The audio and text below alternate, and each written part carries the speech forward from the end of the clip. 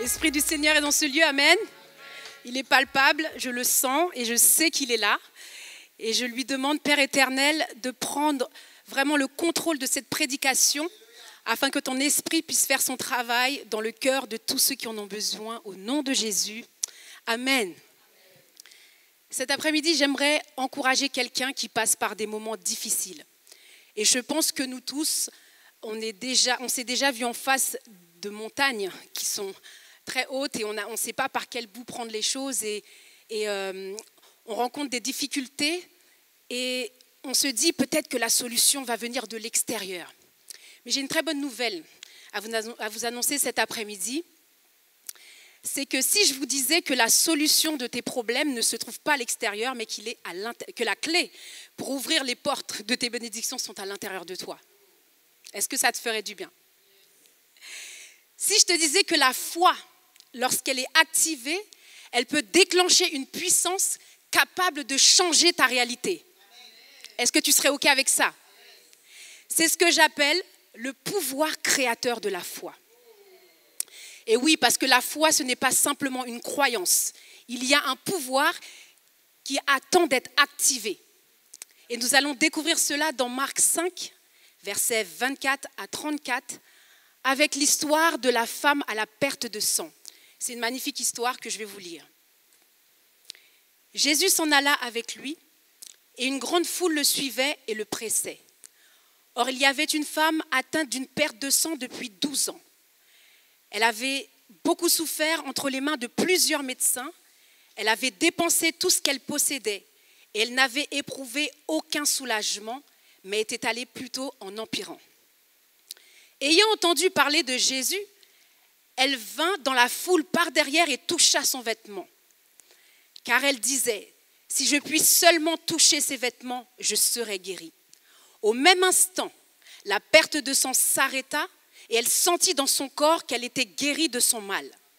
Jésus connut aussitôt en lui-même qu'une force était sortie de lui et se retournant au milieu de la foule, il dit « Qui a touché mes vêtements ?» Ses disciples lui dirent « Tu vois la foule qui te presse et tu dis « Qui m'a touché ?» Et il regardait autour de lui pour voir celle qui avait fait cela. La femme, effrayée et tremblante, sachant ce qui s'était passé en elle, vint se jeter à ses pieds et lui dit toute la vérité. Mais Jésus lui dit, « Ma fille, ta foi t'a sauvée, va en paix et sois guérie de ton mal. » Amen. Waouh, c'est une histoire magnifique que j'apprécie vraiment parce qu'elle m'encourage. Et cela m'a donné directement mon premier point, de la honte à l'accomplissement créateur. Cette femme est passée de la honte à la gloire en un instant. Amen. J'aimerais remettre cette histoire dans son contexte historique. L'histoire se situe au 1er siècle dans cette région qu'on appelle aujourd'hui la Palestine. Et c'est une région à l'époque qui est sous domination romaine où la société est soumise à la loi mosaïque. La loi mosaïque, c'est la loi que l'on retrouve dans la Torah, qui a été dictée par Moïse. Et la Torah, c'est les 5 premiers livres de l'Ancien Testament. Et c'était très compliqué à l'époque parce que les règles de pureté rituelle étaient très strictes.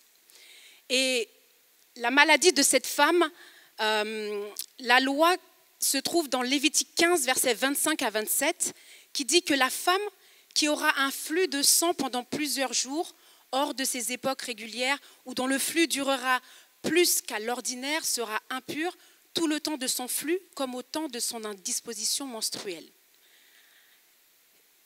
Lorsque j'étais plus jeune et que je commençais à lire ces lois dans Lévitique, je ne comprenais pas en quoi le flux menstruel était impur, puisque c'est naturel. Et avec le temps et l'étude de la parole de Dieu, j'ai compris ce que c'était que le mot impureté, et je vais essayer de vous l'expliquer avec une autre loi. Parce que le mot impureté n'a rien à voir avec l'hygiène ou la propreté physique. Il y a une loi dans la Torah, qui est encore actuelle pour tous les Juifs. Vous savez que les Juifs ont une loi très stricte sur tout ce qui est alimentaire. On appelle cela la cacheroute. Ils mangent cachère. Et il y a une loi qui dit qu'ils n'ont pas le droit de mélanger le lait et la viande. Pourquoi? Parce que le lait est issu d'un animal vivant. Et le lait, c'est censé te nourrir. Alors que la viande, pour la manger, tu dois tuer l'animal.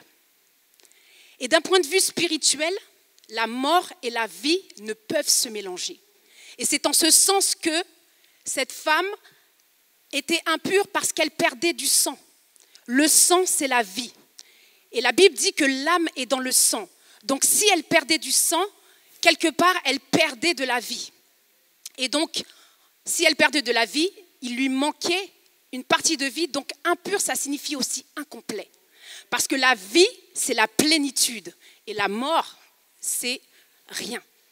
C'est par la vie que tu obtiens toutes choses. Et vous imaginez, à l'époque, à la place de cette femme, considérée comme impure, elle n'a pas le droit d'aller au temple. Elle n'a pas le droit de toucher qui que ce soit. Et elle ne peut pas participer aux cérémonies religieuses. Elle est isolée socialement. Psychiquement, je pense qu'elle devait souffrir. Et c'était très, très dur pour elle. Et en plus de ça, elle était dans la précarité puisque la Bible dit qu'elle avait dépensé tout ce qu'elle avait pour obtenir la guérison. C'était vraiment très compliqué. Mais cette femme, dans son isolement, dans son désert, elle ne s'est pas arrêtée là. La Bible dit qu'elle a entendu parler de quelqu'un qui allait passer dans la ville, qui avait un don de guérison. Et lorsque cette personne passait, il y avait une foule qui le pressait parce qu'il voulait voir les miracles que Jésus allait accomplir. Elle a entendu cela et dans son désert, elle s'est nourrie de cela. Et un jour, elle s'est levée, elle s'est dit, s'il peut faire ça pour quelqu'un d'autre, il peut aussi le faire pour moi.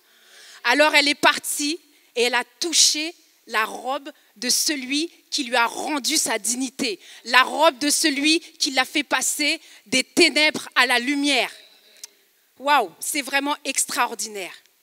Et ce que j'apprécie encore plus, c'est que Jésus ne l'a pas réprimandé, puisque lui qui était une figure religieuse, lui qui observe aussi les lois de la Torah, puisqu'il était juif, il n'a rien dit concernant les lois, mais il a renversé les lois. Il lui a dit, va en paix et sois guéri de ton mal. Et la société était étonnée. Et ce que je trouve encore plus étonnant, il a dit, qui m'a touché? Comment un grand prophète, un grand docteur de la loi, celui qui sait tout, pose la question? C'est là que j'ai compris que cette question, ce n'était pas une question parce qu'il ne savait pas. C'était une question pour dire, ah ouais, tu connais le code, tu connais le secret, tu sais comment faire descendre ce qui est dans l'esprit, dans la matière. Waouh! Alors là, je pense que ce que tu viens de faire, il faut que tu réalises que ce que tu viens de faire, c'est extraordinaire. Et cette femme, le fait de poser la question, elle a réalisé que ce qu'elle avait fait, c'était quelque chose de puissant. Et en plus de ça, le fait de dire fort, qui m'a touché, eh bien toute la foule était présente et a vu que cette femme n'était plus impure maintenant, elle était pure. La honte est partie, la robe de la honte s'est déchirée en un instant et la lumière est venue couvrir cette femme. Je trouve ça extraordinaire. Et je pense que toi aussi, tu aimerais connaître ce secret. Eh bien, le secret du secret, c'est qu'il n'y a pas de secret. C'est juste qu'il y avait quelque chose en elle. Et nous allons le voir dans le point 2. La foi active la puissance divine latente en nous. La Bible dit que la foi vient de ce qu'on entend. Et ce qu'on entend vient du Christ. Maintenant, lorsque tu entends, qu'est-ce qui se passe? Il y a quelque chose qui rentre. L'oreille est aussi une porte par laquelle il y a des semences qui peuvent rentrer. Maintenant, c'est toi qui choisis. Est-ce que tu veux laisser cette semence rentrer et germer dans ton cœur ou est-ce que tu veux la faire sortir de l'autre côté? Cette femme a choisi de laisser cette semence entrer en elle. Et Luc dit dans 17, verset 6, « Si vous aviez de la foi comme un grain de sénévé, vous diriez à ce sycomore, déracine-toi et plante-toi dans la mer et il vous obéirait. » Dans ce texte, je vois que la foi est représentée comme un grain de sénévé. Et c'est ce que je vous disais tout à l'heure. La foi, en réalité, c'est un potentiel. C'est une semence. Dans la semence, il y a toute l'information de l'arbre, du fruit. Mais pour que la coque se brise et libère cette information, il faut nourrir cette semence. Ça veut dire que quand tu entends, croire, ce n'est pas suffisant. Croire, c'est le début. Il faut activer. Maintenant, comment tu vas faire pour activer? Eh bien, la Bible dit que quand tu as demandé quelque chose au Seigneur, tu dois faire comme si tu l'as reçu. Et pourquoi tu fais comme si tu l'as reçu? Parce que lorsque tu t'imagines dans ce que tu as reçu, tu vas commencer à générer des émotions, des sentiments qui vont nourrir cette graine qu'on appelle la foi. Et c'est très important, parce que c'est la foi qui a sauvé cette femme. La foi, c'est le catalyseur du miracle. Il faut vraiment nourrir cette graine. Et j'aime beaucoup cette illustration du grain de sénévé, parce que le grain de sénévé, c'est tellement petit. Mais le Seigneur me dit que l'infiniment grand se trouve aussi dans l'infiniment petit. Et si tu l'actives avec la puissance de Dieu qui est en toi, tu vas voir des choses extraordinaires s'accomplir dans ta vie. Alors tu dois comprendre que la puissance créatrice de la foi, elle se manifeste lorsque tu crois que tout le changement est possible, mais que tu dois agir en conséquence. Projette-toi, nourris tes pensées. Lorsque tu pleures pour dire Seigneur, merci, je suis dans la joie pour ce que tu as déjà fait dans le monde spirituel, eh bien c'est ces pleurs-là qui vont irriguer cette semence qui est en toi qu'on appelle la foi. Lorsque tu es dans la gratitude et que tu dis oh Seigneur, qui suis-je pour que tu puisses faire tout ça pour moi? Je suis vraiment reconnaissante. C'est cette eau-là qui va faire que les choses bougent pour toi. Parce que cette foi étant potentiel, va commencer à grandir, à grandir, à grandir. Et au temps convenable,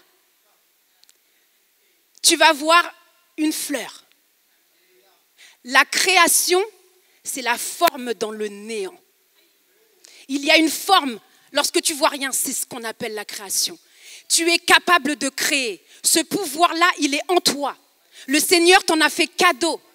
Ne le laisse pas se déverser dans l'abîme. Tu en as besoin, c'est une énergie qui est très forte puisqu'on parle de l'esprit du Christ qui est en toi.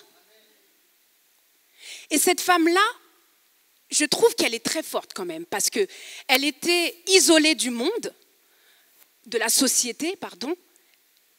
Mais qui lui a dit qu'en touchant le vêtement de Jésus, elle serait guérie? Qui lui a donné cette information? Et tout à l'heure, je vous disais que lorsque la graine commence à perdre, à s'éclore, il y a une information dedans. Eh bien, c'est cette information-là que le Seigneur met dans ta vie, que lorsque quelqu'un prophétise sur toi, tu dis oui, je savais. Parce qu'il y a une différence entre ce que tu connais et ce que tu sais. Connaître, ça vient de l'extérieur. Tout le monde peut prendre des livres, lire. Mais il y a quelque chose que tu sais, que personne ne t'a dit de l'extérieur. Ça vient de l'intérieur et c'est cette graine-là qui t'a donné cette information, qui t'a ancré dans ce que tu sais et personne ne peut te bouger parce que tu sais, peu importe le temps que ça prendra, je sais. Dans cette église, il y a une mère de famille qui savait le futur de ses enfants parce que le Seigneur lui avait déjà communiqué. Et elle avait la foi. Elle m'a dit, je savais que ça allait prendre du temps. Mais je savais qu'elle allait rentrer dans son appel. Personne ne me l'a dit à l'extérieur, mais je savais. Et lorsque tu sais, tu es enraciné parce que tu commences à expérimenter. La foi, c'est vraiment expérimenter. Ce n'est pas seulement croire, je croise les doigts, oui, j'y crois. Ce n'est pas que ça en fait. Il faut vraiment que tu puisses ressentir dans ton intériorité ce que tu as demandé au Seigneur Jésus. Et voilà comment la puissance s'active en toi. Et ne te limite pas. Ne te limite pas à ce que tu vois. Et c'est ainsi que nous rentrons dans le point 3. La foi change de perception et transcende les limites imposées par le monde. Vous savez, si cette femme avait dit à qui que ce soit ce qu'elle allait faire, la personne lui aurait dit « Non mais n'y va même pas, hein. Tu vas te faire lapider, tu es impur. Ils vont te massacrer sur la route, c'est pas la peine. Non, non, reste encore dans l'isolement jusqu'à ce que tu meures. Ne cherche pas cette guérison, ce n'est pas la peine. Tu n'es pas digne d'être guéri par le Christ. Elle a vu plus loin que ça. Elle a vu sa guérison. Elle a ressenti sa guérison. Et la guérison est descendue et s'est manifestée pour de bon. C'est pour ça qu'il y a des projets que le Seigneur te donne dans ton esprit. Il ne faut pas trop parler. Parce que parfois, des personnes peuvent te décourager alors que le projet, il est clair, tu l'as reçu à l'intérieur de toi. Personne n'est venu te dire à l'extérieur ce que tu dois faire. Mais le Seigneur a mis en toi cette semence. Tu es parti dire à quelqu'un, oui, je fais. Et puis la personne te dit, ah mais non, c'est pas la peine. Hein. Non, ça ne va pas marcher. Et du coup, tu perds cette énergie-là. Des fois, il faut savoir garder les choses à l'intérieur de toi, les nourrir jusqu'à ce qu'elles prennent la forme. Et c'est en ce sens que tu dois commencer à avoir des yeux spirituels pour transcender les limites que tu vois avec tes yeux naturels. N'oublie jamais, ce que tu es, ce n'est pas ce que tu vois dans le miroir le matin. Ce que tu es est bien plus que ça. N'oublie pas que tu es un être illimité qui est en train de faire une expérience dans un corps limité. Et Jésus est venu pour lier le limité avec l'illimité. C'est-à-dire faire une expérience surnaturelle dans la matière. Et toi, tu as le pouvoir de faire cela. Si tu te considères comme limité, tu ne pourras pas voir ton futur radieux. Il faut vraiment que tu mettes ces yeux spirituels-là en marche. Tu dois activer. Activer les choses, c'est-à-dire déjà te sentir dans la chose. Tu dois voir comme si cette chose existait déjà. Et la foi, lorsqu'elle est activée, elle va devenir une force créatrice qui va être capable de transcender toutes les limites que le monde peut mettre devant toi et elle va transformer ta vie. Est-ce que tu veux transformer ta vie? Le Seigneur t'a donné ce qu'on appelle l'imagination. Cette femme était isolée. Elle était en retrait. Ok, mais personne ne pouvait limiter son imagination. Elle a vu sa guérison, elle s'est levée et elle a marché vers sa délivrance. Et aujourd'hui, je nous encourage à marcher vers ce que le Seigneur veut pour nous. Parce que si tu le ressens au fond de toi, si personne ne te l'a dit extérieurement et que ça brûle en toi, c'est que c'est le Seigneur qui le veut pour toi. Mais maintenant, tu dois juste attendre le temps convenable. Il y a un temps. Cette femme a récupéré ce qui lui manquait. Elle a été complétée. Parce que Jésus a dit qu'il a senti une force qui est sortie de lui. Cette force qui est sortie de lui, c'est la partie de vie qui manquait à cette femme pour qu'elle soit guérie. Alors si elle n'a pas demandé à Jésus son avis et qu'elle a arraché sa bénédiction, tu es capable d'arracher ta bénédiction. Tu es capable de prendre ce qui te manque. Tu es capable de prendre ce qui doit te compléter, ce qui doit te rendre pur. Puisque pur, c'est complet. Cette femme est devenue complète. Elle est partie en paix. J'ai expérimenté cela sans savoir. C'est pour ça que je te dis que lorsque tu nourris ta foi et que tu essayes d'exercer ce que le Seigneur te dit, lorsqu'il te dit mets-toi dans la situation comme si tu avais reçu ce que tu demandes, tu reçois des informations. J'avais 20 ans. J'avais le rêve de travailler dans un centre d'affaires. Quand je regardais les tours, je dis waouh, j'aimerais trop travailler là. Et un jour, j'ai eu l'occasion de faire 2 jours d'intérim, juste pour remplacer quelqu'un au standard. Mais j'étais émerveillée, je dis waouh, ça serait trop bien que je travaille là. Et un jour, je me suis levée, je me suis habillée en tailleur. Je suis partie dans le lieu et j'ai commencé à marcher. Seigneur, je vais travailler ici. Seigneur, je vais travailler ici. Et j'ai commencé à me comporter comme les gens qui travaillent. Un peu pressée. J'ai fini de travailler, c'est bon. Et là, je rentre chez... En fait, tout le monde pensait que j'allais travailler, mais en fait, j'allais juste marcher dans le lieu où je voulais travailler. J'avais 20 ans. À l'âge de 23 ans, une agence d'intérim m'appelle, me dit « Mademoiselle Joissin, on a un poste pour vous. » Lorsqu'ils m'ont donné le lieu, j'ai dit c'est bon, je l'ai déjà l'entretien. Parce que c'est là que je voulais aller. Et c'est là que le Seigneur avait prévu que j'aille, puisqu'on avait vu ensemble que je devais aller là-bas, mais il fallait juste que j'attende. Ça a pris 3 ans. Mais j'ai attendu. Et j'ai travaillé là-bas pendant 17 ans. Et le Seigneur m'a fait évoluer. Le Seigneur m'a mis dans des postes où je n'avais pas les diplômes pour ça. Mais le Seigneur a travaillé avec moi parce que j'ai nourri cette foi. Et tu peux aussi le faire. Et j'ai un autre témoignage qui est vraiment fort. Lorsqu'on parle de dépasser les limites. J'ai une cousine qui s'appelle Dierline. Et c'est une cousine à moi qui a eu un cancer de l'utérus. Et elle a commencé à avoir ce cancer depuis Haïti parce qu'elle est née en Haïti. Et je me rappelle encore que ma mère priait beaucoup pour elle parce que, étant jeune femme, avoir le cancer de l'utérus, ça peut être très compliqué. Et elle a eu l'occasion de venir sur Paris. Et j'ai passé beaucoup de temps avec elle parce qu'elle chante. Et elle m'avait demandé de chanter avec elle dans son album. Et lorsqu'elle est arrivée sur Paris, les médecins lui ont dit cancer de l'utérus, on va devoir enlever vos trompes et on va devoir aussi enlever vos ovaires pour éviter qu'il y ait une récidive. Elle voulait la vie. Elle a accepté. Tout a été enlevé. Quelques années plus tard, elle rencontre l'homme qui sera plus tard l'homme de sa vie. Et après son mariage, elle voulait avoir un enfant. Donc elle retourne chez le médecin avec son mari. Elle dit, est-ce que vous pouvez m'expliquer comment on peut faire scientifiquement pour que je puisse avoir un enfant, parce que je sais que j'ai eu le cancer de l'utérus, mais il y a peut-être une façon de faire pour que je puisse enfanter. Et le médecin lui dit, non mais madame, il faut comprendre que pour avoir un enfant, il faut des trompes, il faut des ovaires. Vous n'avez rien de tout ça. Alors je suis désolée chère madame, mais pour vous c'est fini. Jamais vous n'aurez d'enfant. Et dans sa chanson, elle écrit, cette femme est allée retrouver un ami. Elle lui a raconté le drame de sa vie.